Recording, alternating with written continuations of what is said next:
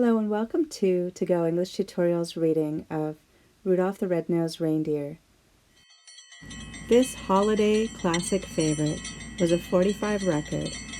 To Go English Tutorials will be using the photos and retelling the story, but I encourage you to revisit the original. It was written by Barbara Shook Hazen, adapted from the story by Robert L. May, and the pictures were done by Richard Scarry. It was published originally in 1958 by Golden Press, Western Publishing Company, Inc. in Racine, Wisconsin. And now it's time for Rudolph the Red-Nosed Reindeer. Once there was a reindeer named Rudolph who lived at the North Pole in Toyland. Rudolph was younger and smaller than the other reindeer there. They all had proud, tall antlers. Rudolph's antlers were only tiny stubs. Worst of all, Rudolph had a big, bright red nose. It was so red it glowed in the dark. Poor Rudolph! He wanted to be like the other reindeer in Toyland. Oh, to have a small brown nose instead of a big, bright red one. The other reindeer made fun of Rudolph and called him names. "Rudolph the Red-Nosed Reindeer," they teased over and over again, until tears glistened on Rudolph's large red nose. Sometimes the other reindeer circled around Rudolph, kicking up snowballs with their tiny hoofs and covering Rudolph with a blanket of white, fluffy snow. All the reindeer loved to play games. They played tree tag and snow slide and tumble bones, but Rudolph was never asked to play. He stood behind a pine tree and watched. He was very lonely. Rudolph couldn't even play hide-and-seek with the rabbits. His glowing red nose gave him away every time.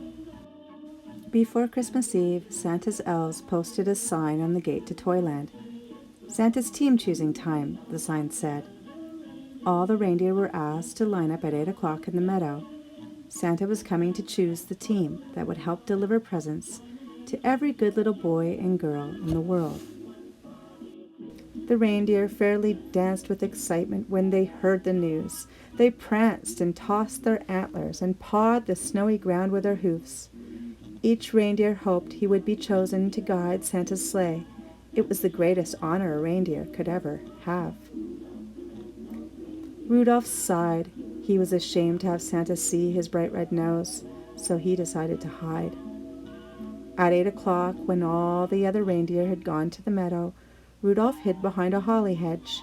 His bright red nose blended in with the bright red berries, and the thick growth of leaves concealed the rest of him. No one would find him there. Down in the meadow, all the hopeful reindeer stood in a line waiting to be inspected by Santa himself.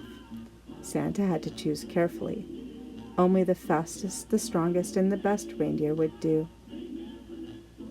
"I think Dasher will be fine. He's the biggest reindeer," said Santa. "Dasher," wrote his elf assistant in a big book.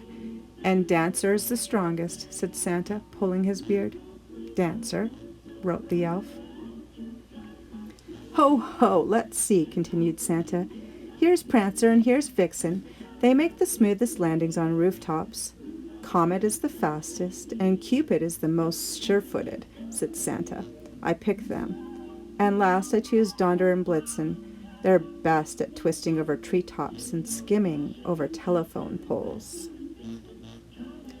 The reindeer in Santa's team were very happy. They rubbed noses, they danced and clinked their antlers together.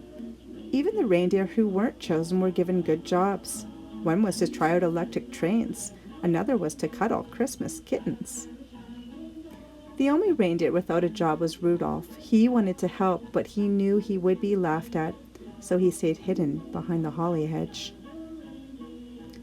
At last it was Christmas Eve. Santa's elves were busy packing the sleigh. In fact, everyone was busy except Rudolph. Finally, he could stand it no longer. "I don't care if they do make fun of me. I want to help too." He dashed from his hiding place behind the hedge and went to find Santa. "There must be something I can do to help." The night was bitter cold, and a terrible fog covered all the earth. Santa's elves kept bumping into each other. as they hitched up the team. They could hardly see as they put on each bright red harness and tied each jingle bell. To make matters worse, Dasher and Dancer were fighting over who was to be lead reindeer. "I was chosen first," said Dasher, stamping angrily. "But you always trip over the moon," said Dancer. Santa was worried. "We'll never get there if you two don't stop quarreling. And where is my Christmas list? Dash it all, I can't see a thing in this fog." Just then a soft red glow lit up the snow. "Thank goodness," said Santa. "I've found my list. Ho ho! I must have tucked it in my belt." "Who brought this fine lantern?" asked Santa. "I must take it with me.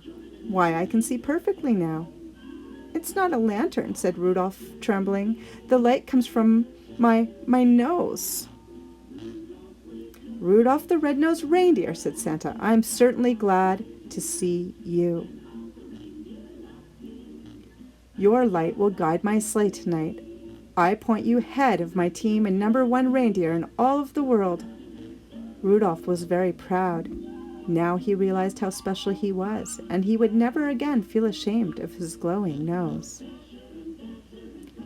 Rudolph held his head high. Proudly he pranced to the front of the team. All the other reindeer bowed. Donder and Dancer helped Rudolph put on his harness, and Cupid gave him a beautiful sprig of holly berries.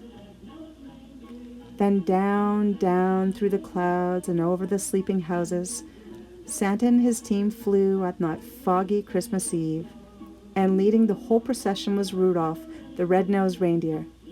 So if you see a soft glow in the sky on Christmas Eve, you can be sure that Rudolph, the most famous reindeer of all, is very near. Thank you for watching To Go English Tutorials.